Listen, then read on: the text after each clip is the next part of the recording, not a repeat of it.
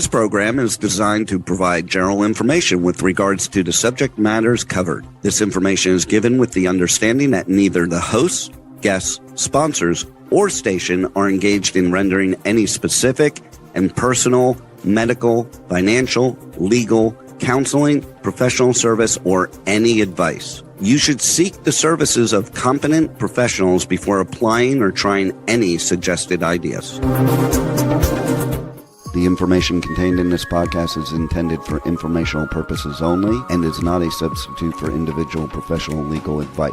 The podcast information was carefully compiled from vetted sources and references. However, Rose Resources Outreach to Safeguard the Elderly cannot guarantee that you will not fall victim to a scam.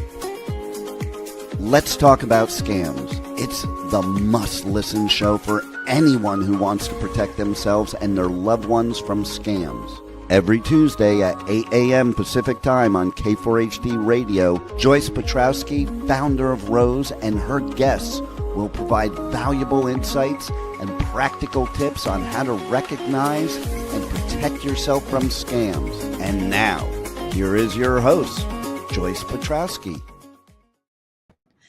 Hi, everybody. It's great to be back. I trust you all enjoyed Brian last week talking about why you should use gel pens when you're writing checks, filling out legal documents, all of that stuff. Today, we're going to talk about social engineering and how that plays a huge part in scams. But first, don't forget to go to roseadvocacy.org. On the homepage, if you scroll to the bottom, you can see the links to sign up for our emailed newsletter and our mailed newsletter. And you'll also find at the top of the homepage our social media links. I will tell you right now, we're having an issue with Facebook. We're not on Facebook right now. I'm working with Facebook to rectify that, but I'm hoping in the next week it'll be back up. It's been down for, I believe, 3 weeks today. So anyways, you'll find more resources on our website as well. Events will be posted. And of course, there's the donation tab to help us get more of this education out to the seniors. So today, social engineering. So when I'm out in the public and I'm talking to people and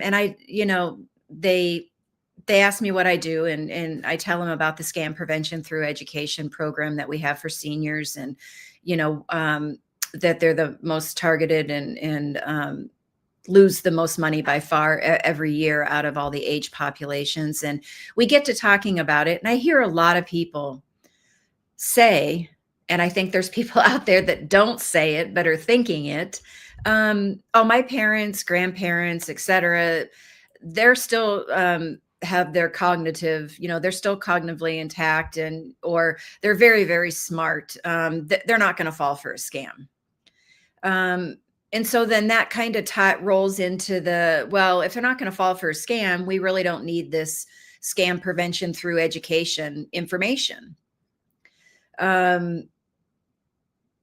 response to that is, until they do, because the first thing in scam prevention is you need to understand that everybody's a target and everybody is vulnerable to falling victim. Why? Because we're human. Sometimes we're busy trying to do 3 to 5 things at once, and we get hit with that email or that text message. And we don't think twice. We just click on a link. We call a number back, and we don't really think about it. We're busy. Or the scammer evokes a specific emotion in us. Social engineering.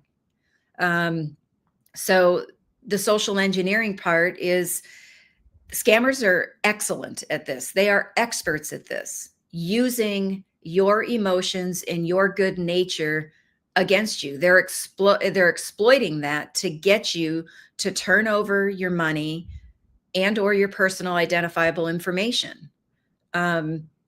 Don't get me wrong. My hope is that no more seniors, or anyone for that matter, is going to fall victim to a scam. But the reality in today's world is that many, many people, especially seniors, fall victim to scams on a daily basis. And a lot of seniors lose their life savings.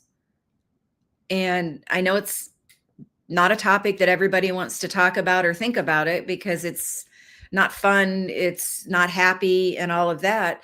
But if we can get this reoccurring education out there, because we believe the best way to combat scams and social engineering is education, getting people to understand scams more and know the red flags to look out for, and making scam prevention a habit. So when you get that next phone call, you get that text, you get that email, you get something in the mail, you're searching for, a website, and you might come on a spoofed website, you have scam prevention in the back of your mind. And so you're thinking about it, and you're thinking about the red flags to look out for. What do I need to look at? Oh, on this email, let me go to the URL. Let me, see where this link is going to take me without clicking on it. Let me see the sender, what their email address is. I just recently got an email from the Geek Squad saying that my credit card is going to be charged in a couple days for renewal of some, I don't know if it was an antivirus, anti-malware, or if it was like a maintenance program. I just looked at it and said, I don't have an account with Geek Squad, so this isn't accurate. But I went up and I looked at the email address that it was coming from, and it had a person's name, it had a lady's name. But if you hover over the name, you can see the actual email address, and it was not from the Geek Squad. And if I looked at the email address of where they were sending it to, it was a mix of a bunch of letters and uppercase and lowercase and numbers and stuff. Like, it made no sense. It was not my email address. So I knew it was a scam, and I didn't click on any links. But if you have a Geek Squad account, you might be tempted to click on that link, right? And so this is where making scam prevention a habit, you're going to be more apt to think, okay, before I click on this link, I need to look at the email addresses. Let me look at the body of the email. Well, you know what? I have an online account with Geek Squad. Let me go to my online account and see when my renewal is. Or I have the phone number to Geek Squad. Let me call them, not the phone number from the email, but I have the verified phone number. Let me call them and find out what's going on. When we make scam prevention a habit, and making it a habit is education. And so you come into one of our in-person presentations, or we do some virtually, right? So you can follow us on a bunch of different social media accounts. We have a Facebook account right now. It's just not live. I'm hoping in the next week it will be, but we're on LinkedIn, we're on Instagram, and maybe we'll give X a try here in the near future. But we have the emails. You can get an email, or not an email, the newsletter. Sorry, you can get the newsletter via email, or you could get one sent in the mail. Some people don't like to read their information on the computer on an email. They actually want to hold it and something in the mail, and they want to read it, and that's fine. We offer it both ways. And then we have this radio show every week. We give out information on different topics related to scams. You can find all of our episodes on our YouTube channel. Subscribe to the YouTube channel. You can also go to our letstalkaboutscams.com website. You can find them all there. You can see where we're at on the podcast platforms, and go find our information there. But this is a way to reinforce scam prevention and keep it top of mind, because the reality today is it's gotten way, way, way out of control. And as I said before, our hope is that nobody else falls victim to scams. Now, we know right now that's not going to happen. It's going to take some time to get everybody into the habit of scam prevention, but that's what we're working towards. That's our goal. We want to make sure no one falls victim to a scam. They're able to recognize the red flags, do their research, verify, and then make the determination if this is legitimate or if it's a scam.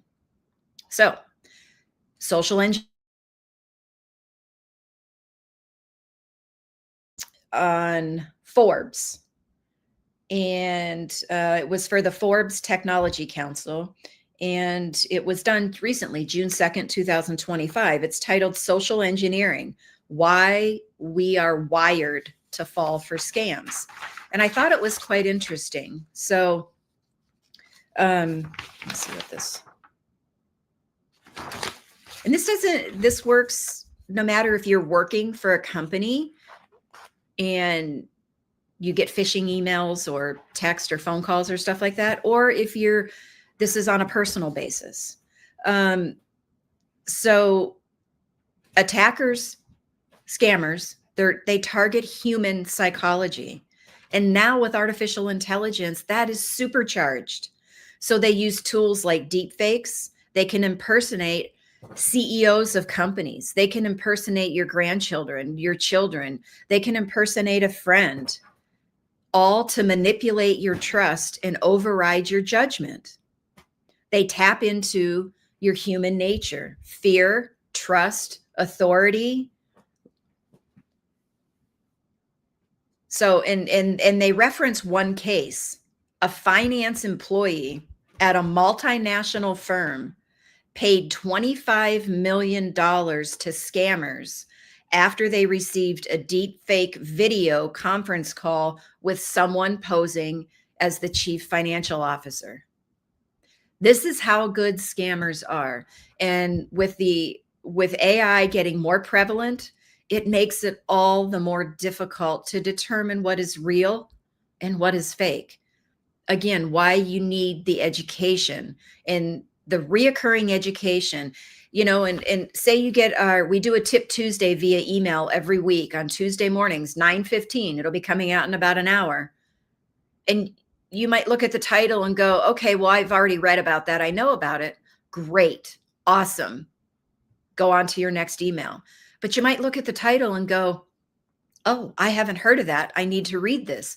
It's a quick tip. So it's there to give you information, but it's also there, even if you already know about the tip, it's there to reinforce the scam prevention, to grow your healthy skepticism and make you want to pause and not panic and question things. Okay. So now I'm going to get into, so what are some examples of what scammers might exploit with social engineering? And I'm going to use this information out of The Psychology of Fraud, Persuasion, and Scam Techniques, by Understanding What Makes Us Vulnerable by Dr. Martina Dove. You can find the book on Amazon. This was done in 2021, but she has an update coming out, volume 2, I guess it would be called. And I believe she said it's due to come out in October. This is a great book. If you like to read books and learning how scammers exploit our vulnerabilities with the psychology. So one of the things they'll do is they'll evoke visceral influence. So what is visceral influence? So it's our primal drives, such as hunger, fear, greed, and they can be very powerful. When people are under visceral influence, all they can think about is how to address that need. So if you're hungry, we think about how to get food. When we're afraid, we prepare to fight or flight, getting into your sympathetic mode, your fight or flight mode. And it lowers our perception of the risk we might be taking and makes us act more impulsively. And so a lot of scams will evoke that visceral influence. So an example of that could be, fear. You get a phone call and grandparents scam. We've talked about this before. Remember when they first came out? The scammers usually had no idea the names of your grandkids. And then they evolved and were able to figure out the names of your grandkids. So when they called, they actually said, hey, grandma, this is Johnny. They actually had the name. And some people would say, well, I know it's a scam because the voice didn't sound like Johnny at all. Now with AI, they can clone Johnny's voice and make that phone call sound exactly like Johnny, which is going to evoke your visceral influence or your primal drive of fear, which is then, and scammers are experts at this. They know how to keep you in that emotional state of fear. So you're not going to question. You're just going to go do what they want you to do, which is go to the bank and get money out, do a wire transfer, take the money over to a cryptocurrency ATM machine. They know exactly where they're at. They will stay on the phone with you. They're anticipating the questions that the bank teller is going to ask. They've already given you answers and coached you on what to say. I've talked to many people that have fallen victim to scams, and they've said the bank teller or the clerk with they were buying gift cards was asking them questions because they thought it was a scam. And they said I flat out lied to them because they were so focused on the fear, and they needed to do what they thought needed to be done to get their grandchild out of trouble. So another one is liking and similarity. So scammers can often appear very friendly and likable and pretend to like their victims, giving them compliments, having frequent contact with a victim. So when we communicate with someone who appears to like us, we're less likely to scrutinize the facts in the message.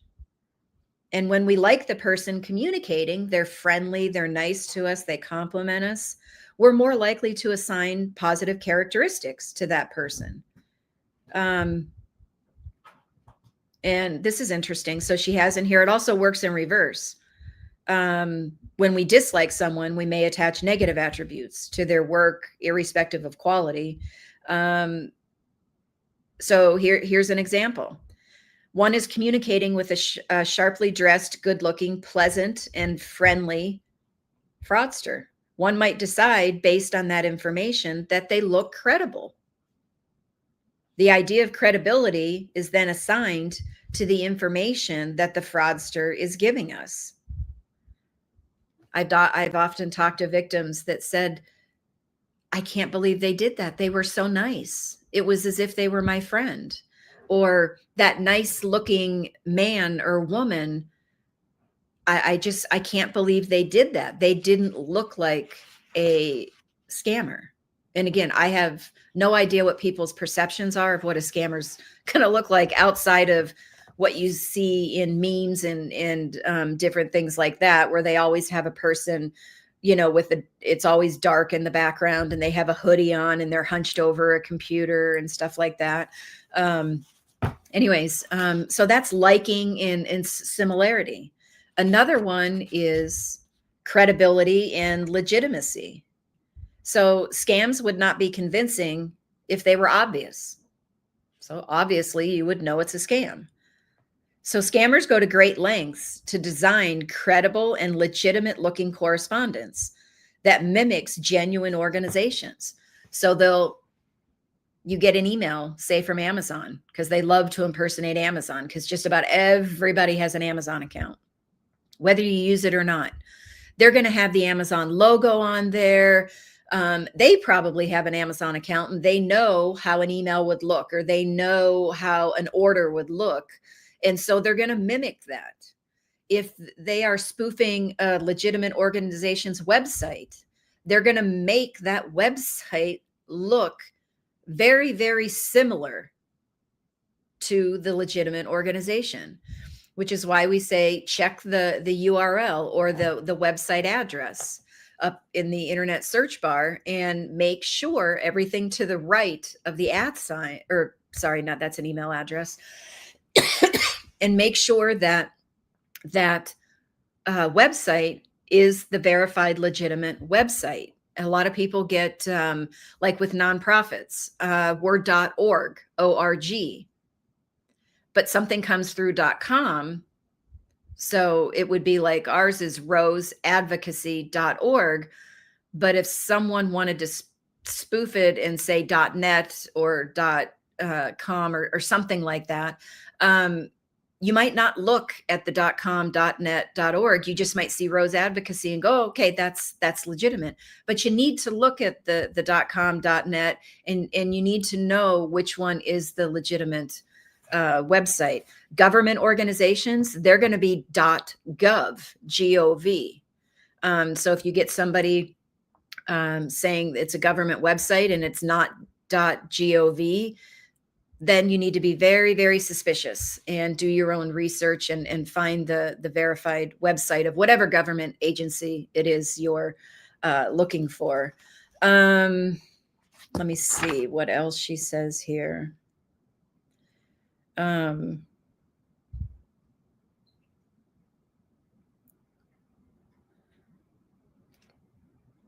This not only does with websites, we talked about emails and text messages as well. A lot of, I shouldn't say a lot, but I would say more so than not, a lot of companies now they will communicate via text message, especially if you're scheduling service, and you've got a service person coming out. They might confirm, doctor's offices, a hospital, all that stuff. They're going to send emails, but they send text messages as well, confirming the appointments, or here's a link to go into your portal and to fill out paperwork.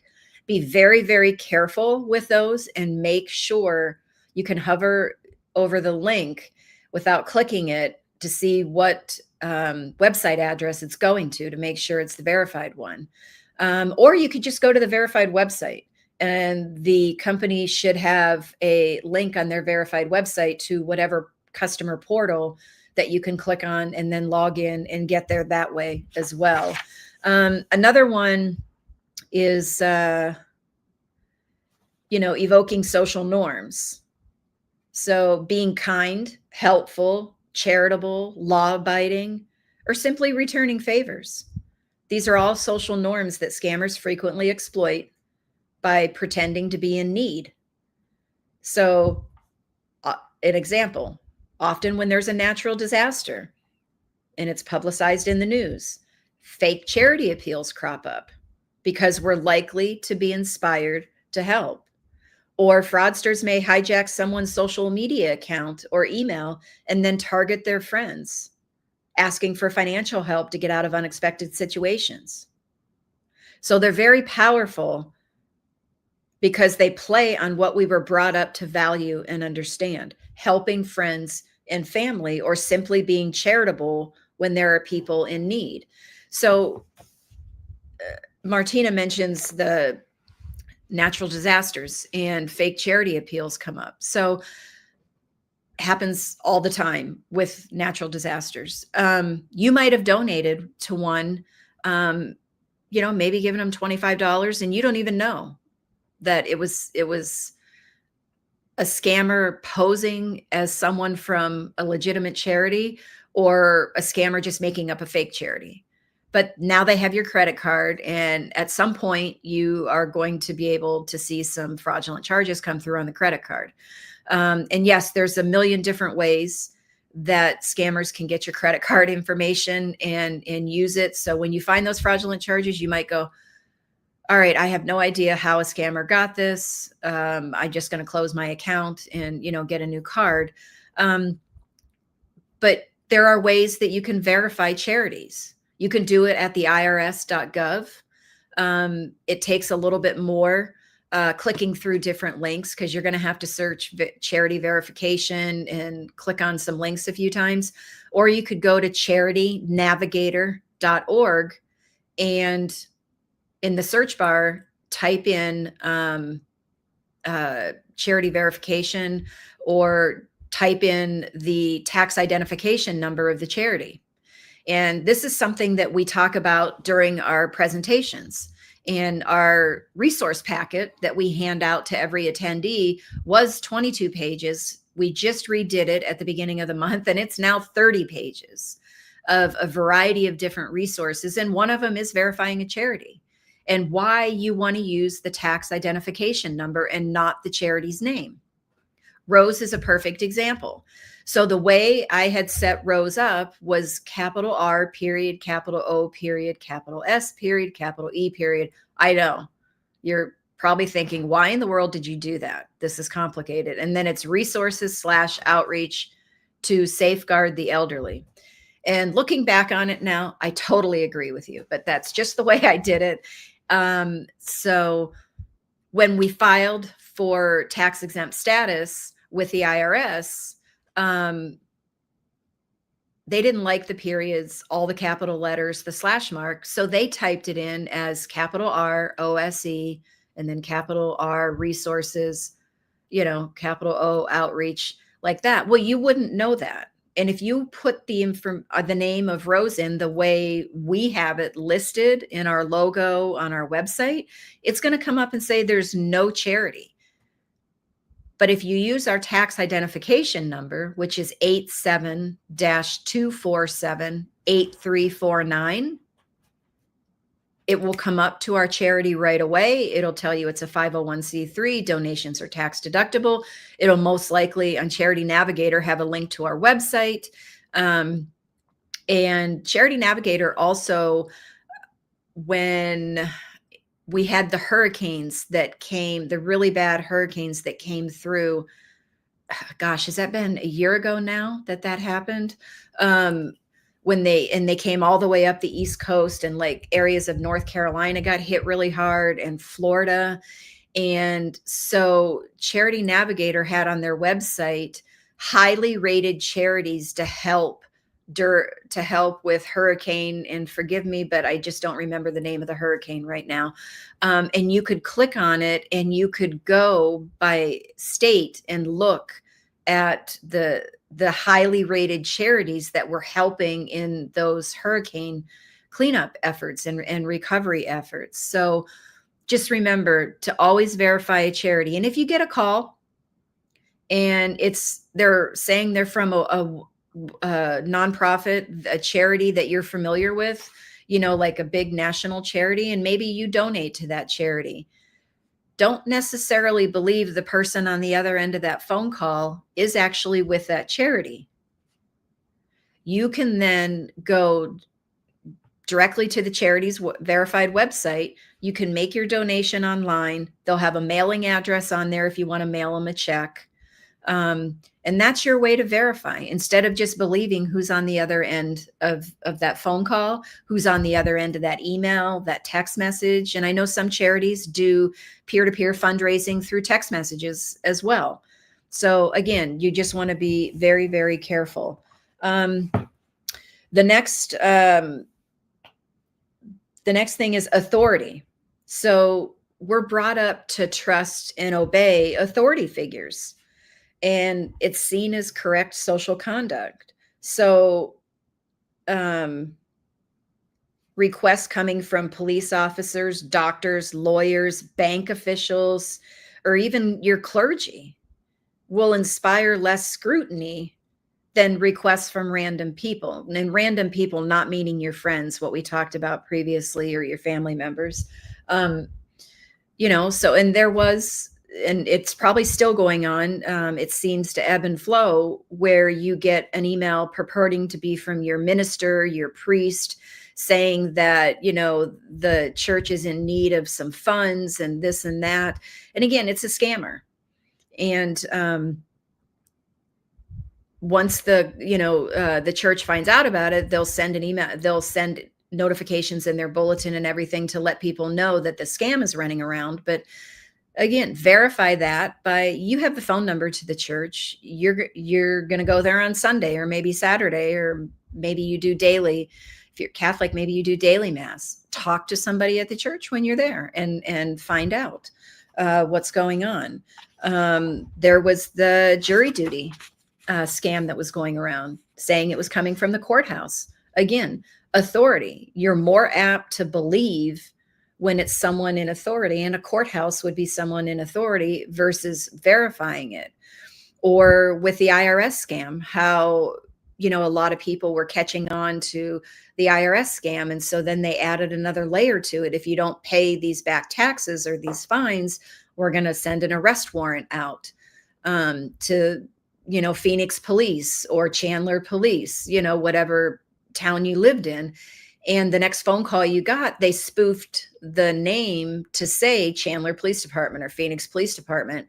And they're people of authority, and you're more apt to be, okay, I believe this, I don't want to go to jail, without actually pausing and thinking about the situation, right? Are they going to really give me a heads up if they have a warrant out for my arrest? I don't think so. But when you're in that fearful panic state, you're not thinking rationally. Commitment and consistency. So here's, have you ever met a person that says one thing and does another? And it's pretty annoying when people are inconsistent. So personal consistency is a personality trait that's highly valued. Let's see. Many frauds, such as lottery or advanced fee frauds, ask potential victims to simply reply in order for the forms to be processed. So this fosters commitment, which makes it easier to comply with other future requests. Scarcity and urgency. When something's not easily available, people value and desire it more. And scarcity also skews the perception of quality. This is frequently manipulated by limiting the number of quantities or limiting the offer duration. So you get contacted, and maybe it's, they're saying they're from a company or a store that you frequently buy things from. And and they say, quick, this sale ends in 2 hours, you need to get it, or there's only two items left. So hurry, get it now before they're all sold out. That's that type of scarcity, to get you to, oh my gosh, that's what I was looking for, I need it, I got to do it now, instead of going, okay, wait a minute, let me just check this out. And if this is actually legit and the last 2 get sold, guess what?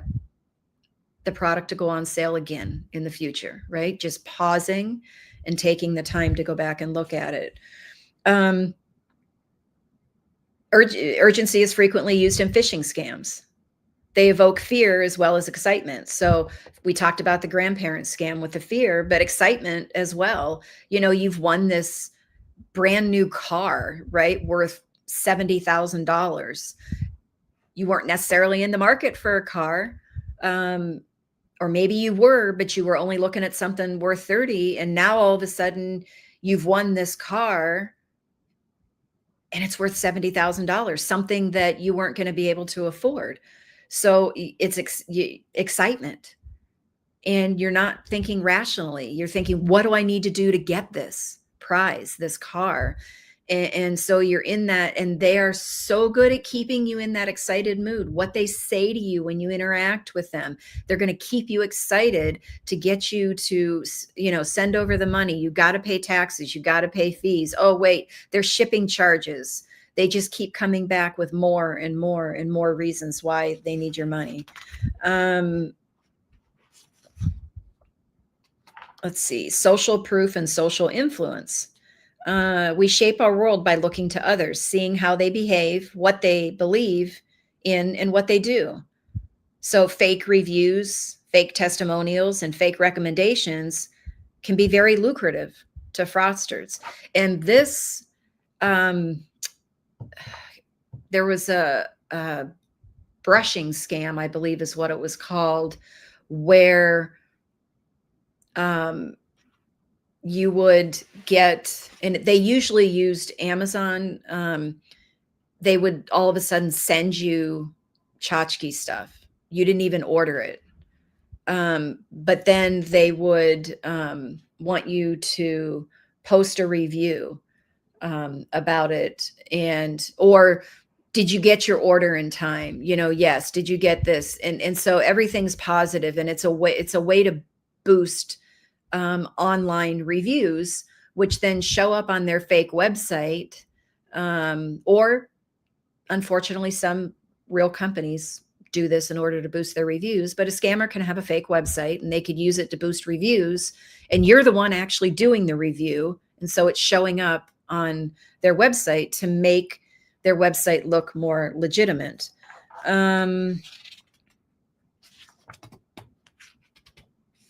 Let's see, social influence, creating fake social media accounts.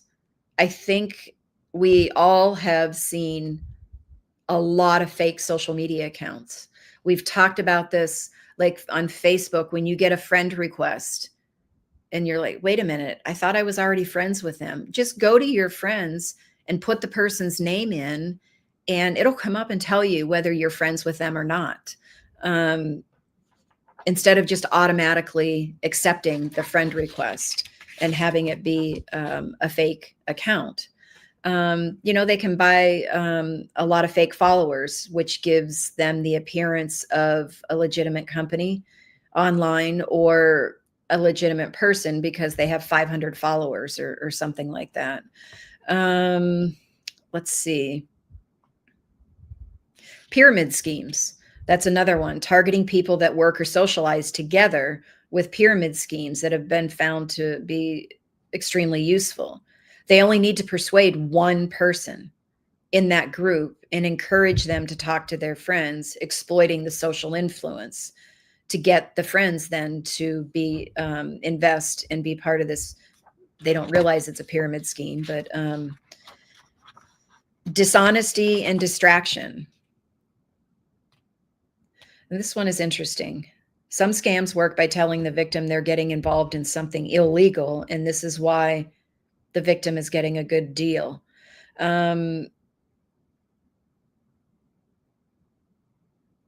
Scammers will also focus the victim's attention on the size of the reward they are getting, such as advance fee frauds, where the victim is promised a very large sum of money for some money laundering.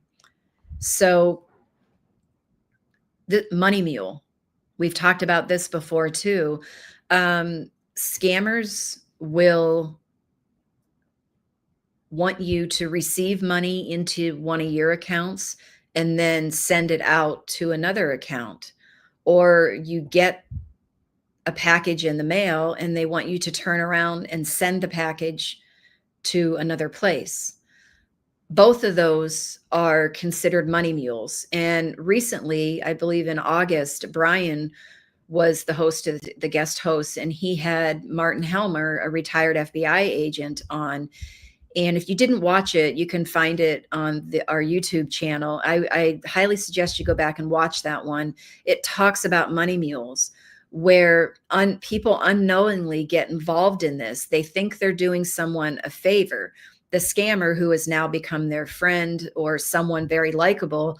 And so they're helping them out. And they're not thinking about the process. The whole process is illegal. And now you have unknowingly are now part of that illegal process. They've actually had to go talk to people and tell them explain to them the situation and that you are part of an illegal process and you need to stop, doing this. You're going to get asked again, but just don't do it. And on some occasions, the people have continued to do it. And this is how, when we've talked about the scammers are experts with this social engineering, they have convinced people, even when an FBI agent, a police officer has come and talked to them and told them that this is an illegal process. If you continue with this, you could be arrested. The scammer has gotten into this person's head and gotten them to not believe law enforcement and only believe the scammer, and they continue to do it multiple times. So this is where it can get really scary, because nobody wants to be part of an illegal process and have the possibility of being arrested and going to jail. Let's see. Let me get some. Grooming. This is another one. A lot of times when we think about grooming, we think about the romance scam or a pig butchering scam.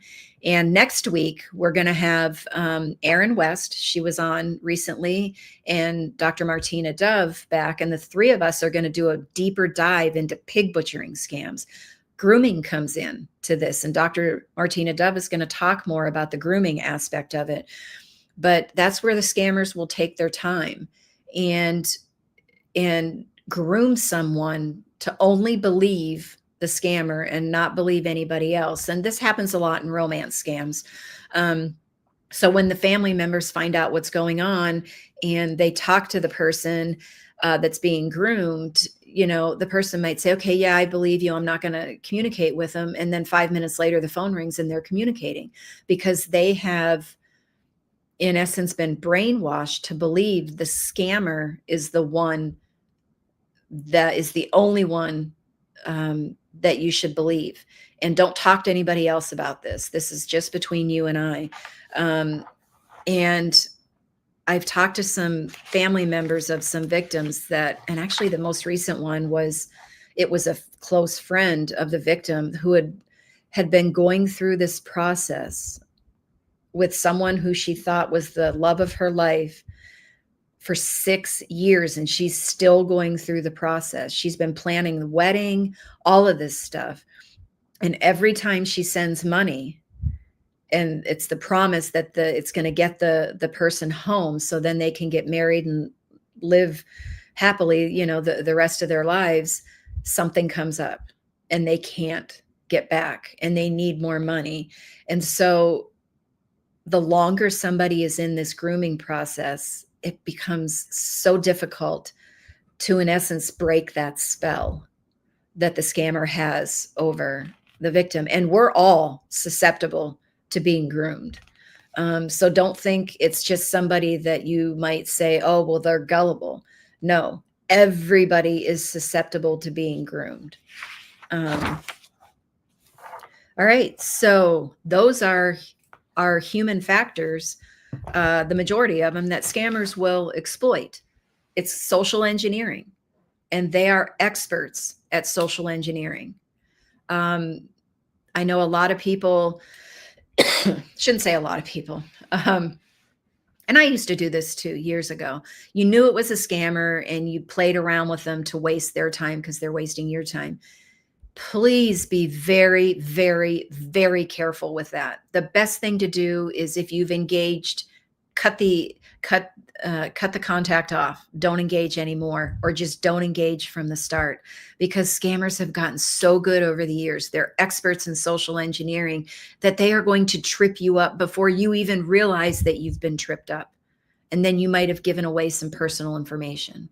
So just be very careful with that if you want to play with the scammers. There's a lot of YouTube videos out there where these people can get into the scammer's computer system and see things that are going on.